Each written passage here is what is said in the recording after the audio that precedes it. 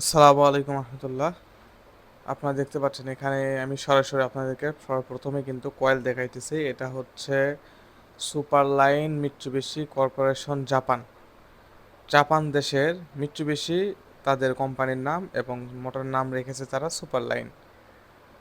এটা হচ্ছে 15 kilowatt 20 HP 1470 RPM 1470 RPM 15 kilowatt 20 ঘোড়া মোটর এটা। অরিজিনাল কয়েল, অরিজিনাল পায়া, 48 স্লট 48 স্লটের মোটর এটা। এবং এটার যে রোটার যে মাপটা আর কি, মানে 20 ঘোড়া মোটরের যে রোটার মাপ কতটুকু হয়, এটা আজকে আপনাদেরকে আমি রোটারের মাপটা একবারে দেখাবো যে 20 ঘোড়া মোটর আসলে রোটার মাপটা কীরকম হয়। আপনারা যেখান থেকে ইচ্ছা মোটর নিতে পারেন, কিন্তু এরকম দেখে অবশ্যই নেবেন যে 48 স্লটে এরকম একদম চকচকা কয়েল এই ধরনের মোটর নিলে আশা করি আপনারা এই মোটরটা অনেক লংজিভিটি, এটা আইপিউটা অনেক বেশি আর কি, মানে লাস্টিং ক্ষমতা অনেক বেশি। এবং এটা অরিজিনাল কয়েল এটা কোম্পানি থেকে তারা কিন্তু 3 তারে অর্থাৎ ডিরেক্ট ডেল্টায় চলবে এটা।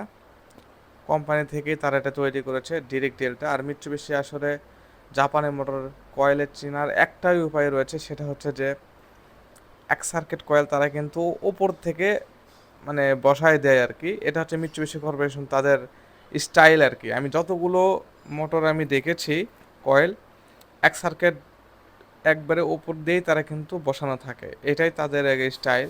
মিৎসুবিশি আসলে চেনার উপায়। আর এটা কালার করার পর যে কীরকম আসে সেটা আপনাদেরকে দেখাবো। এটা কালার মানে কোনো প্রকার কালার ছাড়া অবস্থায় রয়েছে। আর কয়েলের রং কোনো কিছু করা নেই, ডিরেক্টলি একবারে যেটা সুপার ওয়ার যে কালারটা সেই কালারটাই রয়েছে আর কি।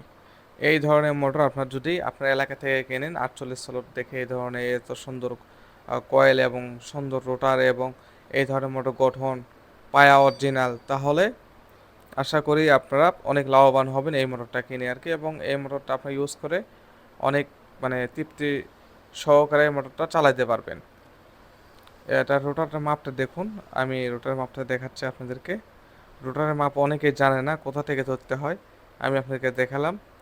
দেখুন 9 ইঞ্চি 100 একটু বেশি রয়েছে লম্বায়।